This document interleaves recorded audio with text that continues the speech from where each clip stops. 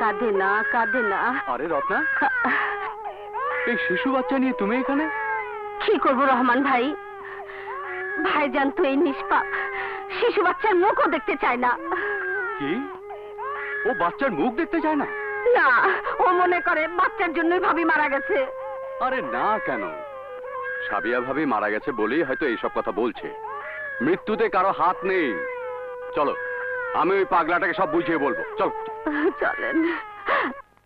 আল্লাহ, ইয়া খাজা গরিবে নওয়াজ, আমাকে এবার লটারির প্রথম পুরস্কারটা মিলিয়ে দাও।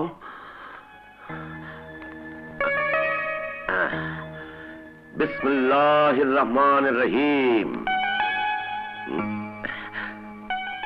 4 4 4 4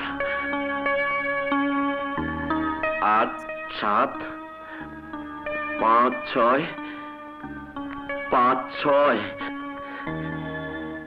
ইয়া আল্লাহ, তুই সব পারিস। ইয়া পরওয়ারদিগার, আমি তোকে ভুলবো না। তুই আমার শেষ নাম্বারটা মিলিয়ে দে, মিলিয়ে দে আল্লাহ, মিলিয়ে দে। বিসমিল্লাহির রহমানির রহিম, বিসমিল্লাহির রহমানির রহিম, বিসমিল্লাহির রহমানির রহিম।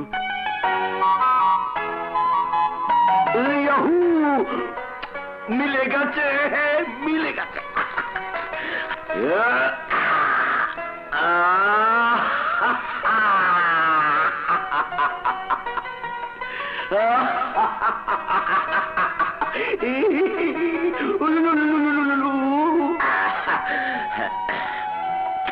কেউ ফিরে না খালি হাতে, গেলে খাজার দরবারে।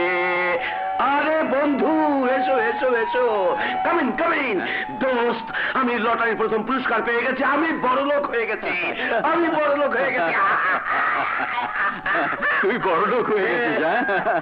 দেখ, তোর ঘরে লক্ষ্মী এসেছে। তোর মেয়ের পবিত্র পা পড়ার সাথে সাথেই তুই বড়লোক হয়ে গেছিস। তোর ঘর আলো করতে ও এসেছে। ও আলো, তোর অন্ধকার ঘর আলো করেছে।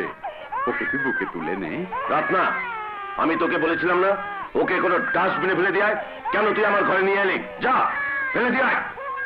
আরে পাগল, এ তুই কি বলছিস? এই মাসুম বাচ্চার কি দোষ? দোষ? ও আমার সব খুশি ছিনিয়ে নিয়েছে, আমার সাবিয়ার জীবন কেড়ে নিয়েছে। এর চেয়ে বড় দোষ আর কি হতে পারে? ও ডাইনি, রাক্ষসী, অপয়া, অলক্ষী। এত নিষ্ঠুর হোস না হাসান। এই শিশু তোর চাইতে বেশি দুঃখী। তুই তো তোর স্ত্রীকে হারিয়েছিস, ও তো মা হারিয়েছে, মা। এটা ওর কপালের দোষ, আমার কোনো দোষ না। ও সাবিয়ার মেয়ে হতে পারে না।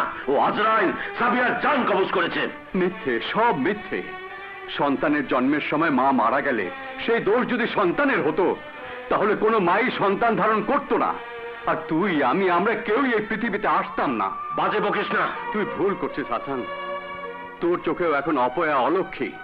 কিন্তু সময়ই বলে দেবে, বদনসিব নিয়ে কোনো শিশু জন্ম নেয় না। আর এই বদনসিবের দোষ যদি এই নিষ্পাপ শিশুকে দিস, তবে মনে রাখিস, তার জন্য এই মাসুম বাচ্চা দায়ী নয়। দায়ী জন্মদাতা বাবা মা। রহমান, লটারির 40 লক্ষ টাকা পেয়ে তুই মাটি থেকে 40 ফুট উপরে উঠে গেছিস। টাকার জুতো পরে তুই পা এখন তোর মাথার উপরে রেখেছিস। হাসান, এত উপরে উঠিস না যাতে তোর পা মাটিতে না লেগে তোর বন্ধুর মাথায় লাগে।